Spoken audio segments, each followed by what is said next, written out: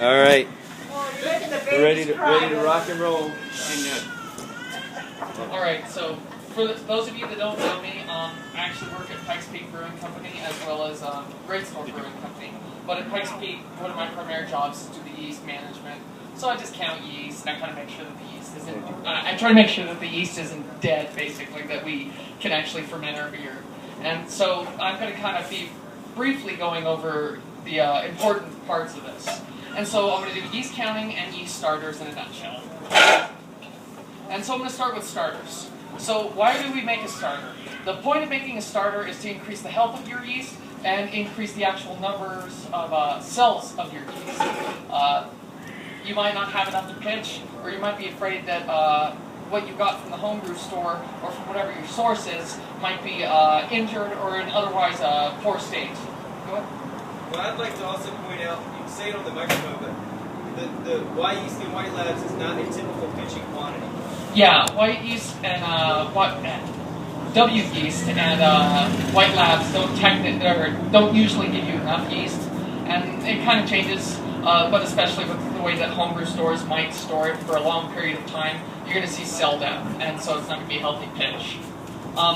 So making a starter, your gravity needs to be between 1030 and 1040, or 7 degrees Plato and 10 degrees Plato if you use that system. And so what this comes out to roughly is 1 pound of DME per gallon. That's kind of your rule of thumb when you're making a starter. And if it's a stress yeast, like if you get a yeast from Belgian, or like a Belgian beer that's been bottle conditioned and you want to see what you can get off of that, you need to use half as much. And so that'd be 20 or half a pound of DME per gallon of water that you make that starter with. And then you might wonder if you should add hops or not. Hops, the way that they work, like the antimicrobial properties, actually do retard yeast growth as well. So in a general sense, adding hops isn't going to save you anything. And it's not going to replace an unsanitary process. Throughout the entire thing, you shouldn't be dumping into an unsanitary vessel, or if you're worried that where you're putting the yeast is unsanitary in some way, don't do it. Because you're talking about making a small volume of yeast into a large volume of yeast. And if there's anything else in there with it, you're making that bigger as well. Always taste your starter. Oh, sorry, Never taste your starter. And that's another thing, is tasting your starter. So yeast growth actually makes a lot of compounds. So your starter is going to taste terrible. And that's... But you want to make sure it's not infected. Yeah, exactly. Smell it. If anything else that I've learned... Yeah. But if anything else I've learned from brewing, it's that your senses really are there to help you. You can have all the right numbers, but if the beer smells weird, tastes weird, or something like that, that's usually a good inclination. But anyway, so oxygen is really important to yeast. Yeast, when we put it in beer, is anaerobic, and that's how we force it to make alcohol for us. But yeast doesn't like being in that state. So we're forcing yeast to make beer in general sense. So they do like oxygen, they can use oxygen. And so this is what you're doing when you use a starter. The purpose here isn't to make beer. The purpose of a starter is to actually make more yeast. And so you're trying to use all those sugars efficiently. And so you put foil around the lip of whatever you're putting it into. And what this does is it lets oxygen and air get in there, but it doesn't let any organisms get in there. Bacteria can't crawl. And that's the gist. Like, if it's in a windy room, yeah, but it shouldn't be in there anyway. Further on that, kind of in the order from least useful to most useful, is you oxygenate your starter, or you shake your starter periodically, and this throws oxygen into it, or use a stir plate, and that actually keeps a vortex, and will suck air into it. But also on that same line, it keeps the yeast up in suspension, and it keeps CO2 out of your starter volume, and that will start yeast to shut down. So you're trying to keep it agitated. If you haven't seen this before, and you aren't counting your yeast, this is a fantastic tool, MrMulti.com.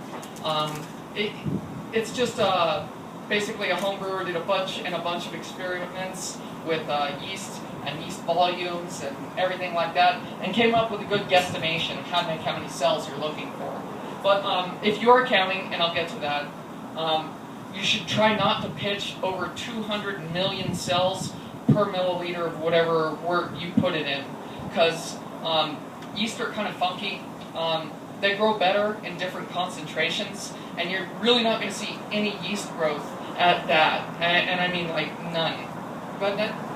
I'd also point out Brewer's Friend has a new calculator. All right. So it's worth comparing the two. Yeah, I haven't used that. I've heard that one's actually a little better than. It's got a lot more levers. Yeah. Oh yeah, that makes it easier. Yeah. Fundamentally, you need to do what works for you and works. Like every yeast is different; they will all behave differently, and they'll all behave differently at different sizes. It's like having so 5 gallons of car. California yeast is different between 5 gallons and 300 gallons. It'll flocculate differently. It'll ferment quickly or not quickly, and so you'll just see huge differences in behavior. But that's pretty much starters in a nutshell. It should be around 40, and then you should oxygenate it and try to keep it kind of, keep the yeast in suspension, and try to drive out as much of that CO2 out of it as you go. Bob? So you think shaking is better than a strip plate? No. This is kind of in order, I guess I didn't make that clear, but oxygenation is better than nothing. I get it. Yeah. So shaking is good, but stir plate is the absolute best thing you can do. Sure, stir plate or a shaker table if you have one of those, but it's just a big fancy stir plate effectively. Go ahead.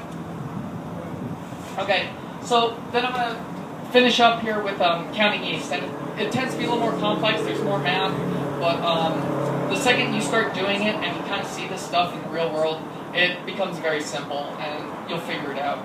I'll post this after today onto the website. But so why do we count yeast? The reason we count yeast is to make sure that we're pitching at a consistent rate. And what this happens to do is it keeps a consistent flavor when it's yeast flavors in the beer. If you pitch too much, you might go through a little more sugars, but you'll get less esters, and you'll get some of these other secondary compounds. So it keeps a consistent flavor in your beer. Like some of you might have heard this. This is where you pitch half as much yeast into a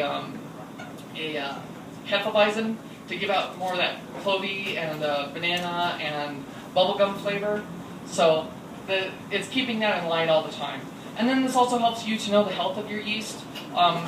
What you usually do is you'll use a dye, and it's just a little dye. You'll drop a few drops in there and wait a minute.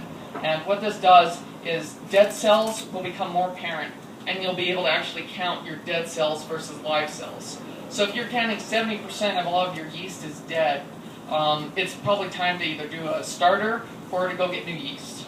And then this helps ensure a fast fermentation. Under pitching, you might see a finish in your beer, but it won't necessarily finish on a good timetable. You know, waiting a month for your beer in general kind of sucks, at least in the fermentation process. And then it's easy. I don't think it's a big issue to spend 30 minutes of my day ensuring that, you know, my 5 hours of brewing and my 2 weeks of waiting or so are valid. Go ahead. Steve? It's fine. All right, so this is the equipment. All you need is a pipette, something to just put your yeast and water into because you're going to be diluting it. Some distilled water so that the chlorine that's actually in your tap water doesn't kill the yeast and throw off what I was saying earlier about dead yeast versus live yeast. A microscope, as you can see here, and a hemocytometer, which is actually on it. And what a hemocytometer is it's a special slide so that you can count more easily, and I'll explain that a little bit later. And then this is the dye I was talking about. It's called methylene blue. They'll sell it in concentrated as well as unconcentrated. So that's unconcentrated. It's 1% methylene blue. The rest is water. And then you need a little counter. And you don't need the counter, but it really makes life a heck of a lot more simple. Counting to 200 on your hands just sucks. Like a counter, like a baseball counter? It's in the next picture. Go ahead, Steve. So you see this little metal thing here in the upper left? It's just a little thumb counter. It just goes up by 1 every time you click it, and then you can reset it. Yeah, it's $5 if you can find them.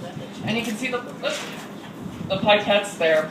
And the hemocytometer, I don't think you can see it really well. This picture came out a lot darker on this. But it kind of has this H shape, and it's just a special slide. And then I just have my yeast and my water. This is what I diluted in. It's just an Erlenmeyer flask. Let's see. And so you dilute your yeast, and this is the first thing you're going to do. And so I use a 1:100 ratio. And so what that means is I measure out 100 milliliters of distilled water. I throw it into this container, and then I go to my yeast slurry. I stir it up so it's homogenized, so it's fairly evenly distributed throughout it. And then I add 1 milliliter of yeast to it. And this is really important because this entire process is about how you dilute your yeast and the math associated with getting back to that. And so this is the next step. This is where you add that dye I was telling you about. It's called methylene blue. You only add a few drops. It might be 10 in this. It's, a quarter of a milliliter if you're lucky. And so it turns it to this nice kind of deep blue color. It looks like you're in a mad lab here. And that's when you know you reach there. It doesn't have to be, all blue, but just a few drops is really all it takes. And then the important part is that you wait a minute. It takes the yeast about a minute to actually uptake this yeast, or this dye, and let it out if it's alive. Good? Okay, so this is the hemocytometer. You can see it here. It's basically a big, fancy, thick slide with an H on it. And so what the H actually is there's channels. And so you aren't trying to put anything in these channels. With the hemocytometer, it's not like a regular slide where you put on a drop of whatever you're looking at and then you put the slide cover on. These have very special slide covers.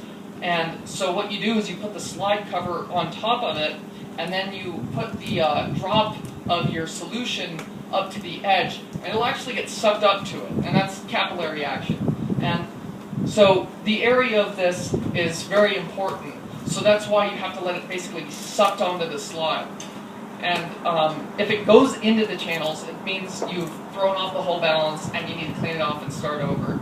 So your first few times, if you end up doing this, might be fairly frustrating, trying to figure out when too much is too much. So, yeah. How much does that slide cost? About $100. Okay. And then the covers, it came default with 2, and then the new covers are about $50 for maybe 5. So we can just bring you our Yeah. Bring them to Pikes Peak, leave me a little file. I just use Pikes Peak stuff, I'm cheap. And, alright, go on. And so sucking on is important. Oh, did you skip one? No, you're right. Alright, so I'll go even more detail on the hemocytometer a little bit later.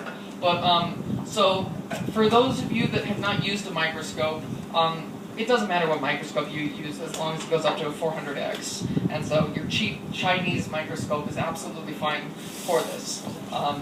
But the way that a microscope generally works is you have eyepieces that have magnification, and then you have the objective, or the little thing that turns around, and that's the other objective, and those multiply together. So on mine I have a 10x eyepiece, and then the objectives that are important for us are a 10x, a 25x, and a 40x. So I have 100 times zoom, I have 250 times zoom, and I have 400 times zoom. So, so that I don't break the slide or the microscope, it's important that you start off at that lowest objective and kind of focus your way in on your way up. So you'll start off at the 100 or the 10, the smallest setting. Go ahead. And so you can kind of see it here. It's really not that fantastic. It looks like a bunch of dots on a lens. Those are our gods. Yeah. This is the smallest it goes. And so this is just so you can find where it is and make sure you're not hitting your slide to break your $50 cover slip. Go ahead. And this is at 250. You're starting to be able to actually make out some of the yeast. Like you can see these clumps. Like right here is some true. It's just a big clump of blurry. And what that is hops and other stuff. And you can kind of sort of start seeing lines making themselves apparent. Go ahead.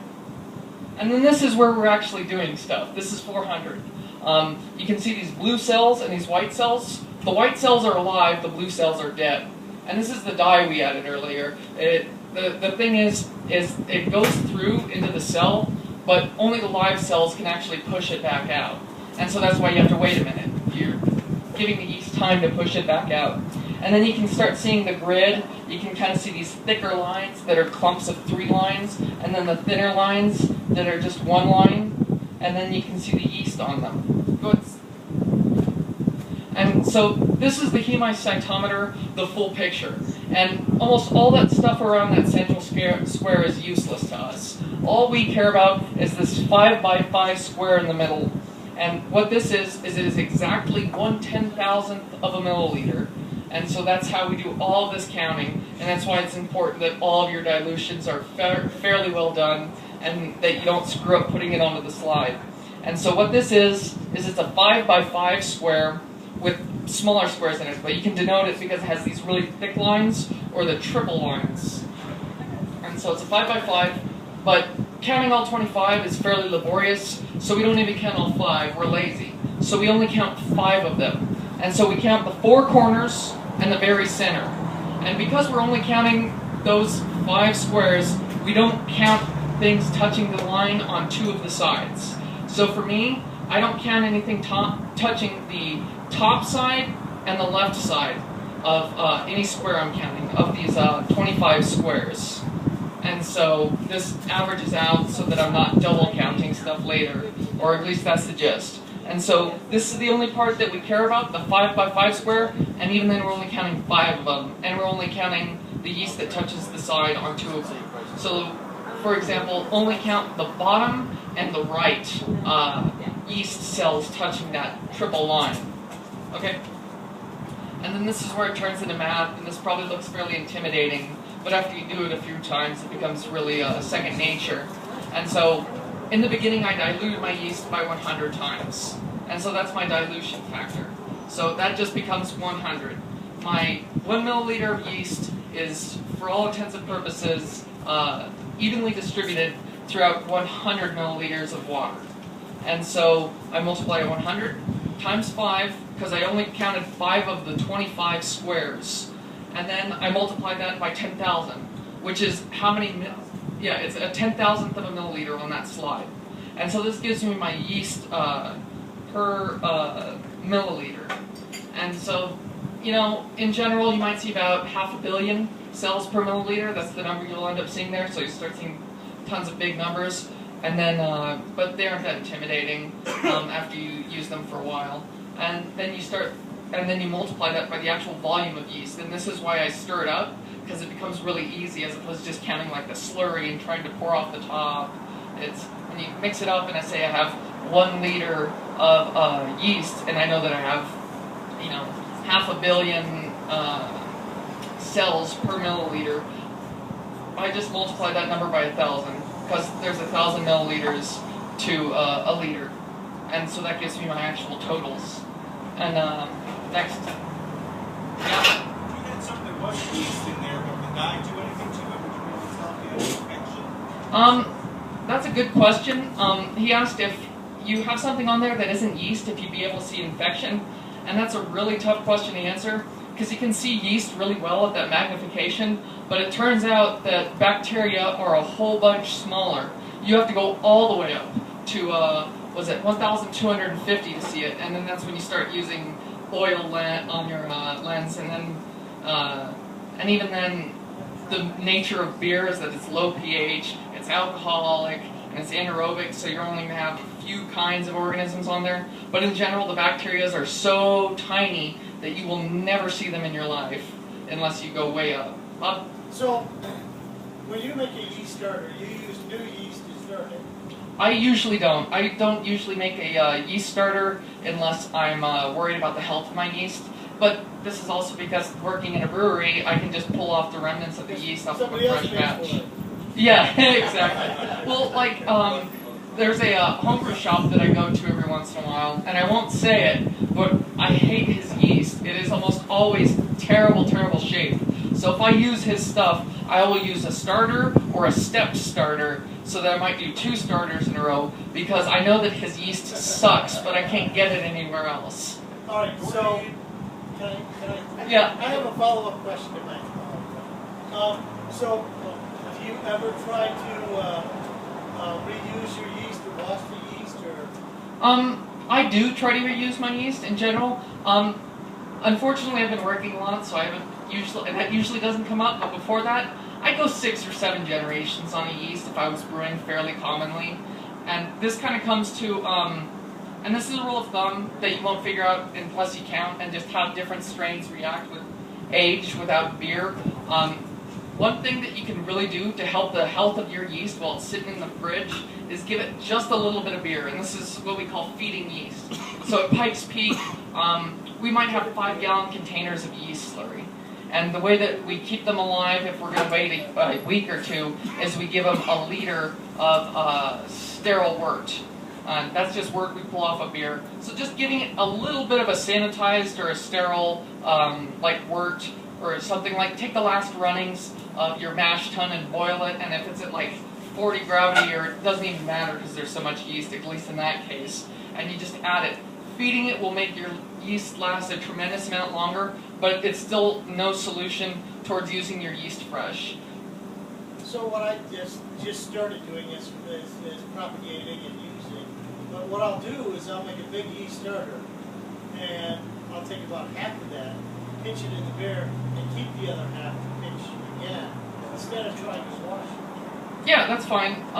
You don't always have to wash it. It's really difficult, especially at a homebrewer scale, unless you're doing like 15 gallons with your sleek conical. But what ends up happening is the way that yeast drops is that very bottom layer is yeast that you don't necessarily want, and hops and trub and other stuff. And the top stuff is the yeast that waits far too long to come out of suspension. So you're trying to sort of get that middle layer. And so this makes a lot of sense for a conical, but as a home brewer, you kind of just throw it all in there. Washing does a really good job, especially if you're using water that's either sterile or sanitized. And that's part of the sanitation thing I said earlier. As long as you have good sanitary practices, you aren't going to see huge issues. Washing is really effective. We don't do it in the brewery. There's really no need with a sloped vessel. But that being said, the IPA is just terrible to try and pull yeast off of after we've dry hopped. We basically try not to use that yeast. We usually try to have something else in its place, or to pull the yeast off right before we dry hop it. You have a question, John? No, I didn't. Oh, okay. He just wants a beer. So does anybody else have a question? Right. Actually, I think I have one thing I missed, unfortunately. Pitching rates. And is this actually a question? Yeah, no, I do have. All right. Because you made me think, you know, so you want to, when you wash your yeast, you want to pinch that heavy stuff that drops, right? You're saying this stuff at the very end is not any good either. Well, yeah, and that's usually the case with a fermenter, but you're given a lot more time. So I'll quickly go into washing yeast. Okay. And so with washing yeast, what you're doing is you're taking your yeast slurry, let's just say you harvest it indiscriminately off the bottom of a homebrew fermenter, either your bucket or your carboy. You kind of swish it around and you pour it into a big vessel. And so the theory of yeast washing is the heavier particles settle out first, and the more flocculent or dead yeast cells fall out first. And so you're trying to separate that layer. Those other two layers aren't nearly as bad as those bottom layers. And so you'll wait 15 to 30 minutes, and then you'll start seeing a layer. So yeast, when it's in a pure form, or when you basically see it without crap in it, is kind of white and milky unless it's from dark beer, and then it's just kind of like that, but with a little bit of black in it. But you should be able to see that. It's kind of a milkier layer, and it becomes kind of obvious when you see those layers. But that stuff on the bottom, you don't want. As soon as you see that like separating line, you're trying to pull that off. And so with yeast washing, you might use 3 or 4 like pseudo dilutions like that, where you're trying to pull off that layer just above what settles out first. And you'll do that 3 or 4 times. You'll start with a bigger vessel and go to a smaller and successively smaller. Yeah? If you do the yeast washing and you take your yeast in solution, you put it in the fridge, how long will it usually last before you have to feed it? I like to try and feed every week. Even more often wouldn't be a terrible thing. Keep in mind that feeding is delaying death, And so if you know how yeast grows, it's the same way it dies. It's exponential in growth. So, you know, one cell makes 2 cells, 2 cells makes 4 cells, etc. It's the same thing when it dies. So you're really just delaying the inevitable, but it helps a lot. But a rule of thumb is if you aren't touching it, basically, for 2 weeks, I would put it in a starter or not use it. And me being anal yeast guy, I've seen people who do it and it works. But I like to, if, in a homebrew scale, I would really like to feed it every 3 or 4 days. But if that's not possible, you can get away and do a starter usually in that scale because it's not a huge pain in the butt to get that much wort and doesn't really cost that much money. But I'd say at the absolute most, if you're feeding your yeast 4 weeks, somewhere in that ballpark, and even then I'd probably still throw it into a starter. I try to make sure that when I brew on a homebrew scale that my yeast is kind of lined up. It's like I'm going to